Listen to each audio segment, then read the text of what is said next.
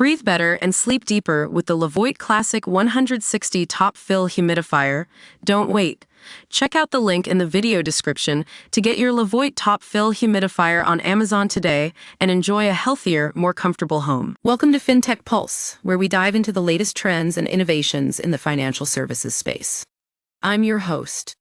And today, we're revisiting some of the most significant shifts and strategic pivots that defined the financial landscape in 2024. From risk management and compliance to data-driven decision-making. Artificial intelligence integration and the rise of cloud migration this year saw a major shift towards more robust and adaptive financial services. In April, Thread CEO Jim McCarthy highlighted the importance of risk management and compliance in an increasingly scrutinized fintech space. The fintech space is in choppy waters, he said. There's a real focus on risk and compliance, and that is necessary. McCarthy emphasized the need for companies to prioritize hygiene over growth. As regulatory oversight continues to tighten, fast forward to May when we explored the growing importance of data in financial services.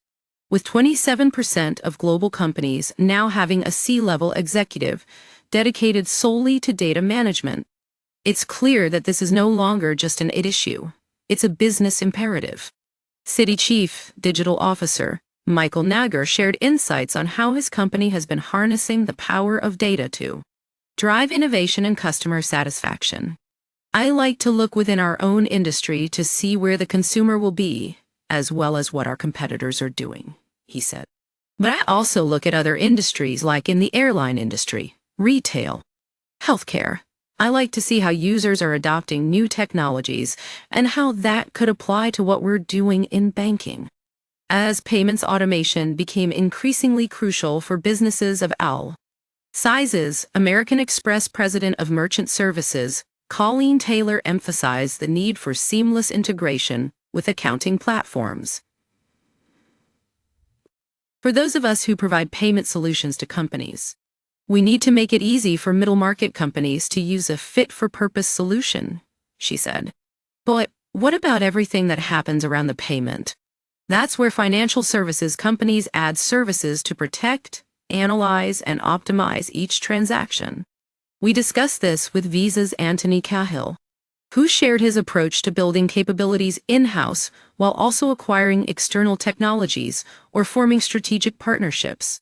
In July, we talked about the rise of deposits and closed-loop ecosystems, as Ingo Payments CEO Drew Edwards highlighted the potential for banks and commercial clients to offer incentives for senders and receivers to store and spend money.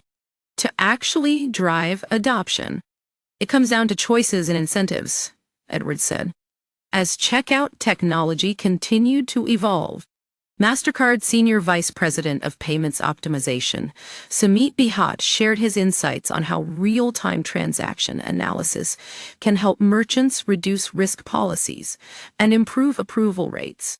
92% of the declines are either due to poor life cycle management, suspected fraud, insufficient funds, lack of funds, and issuers' risk policies, he added.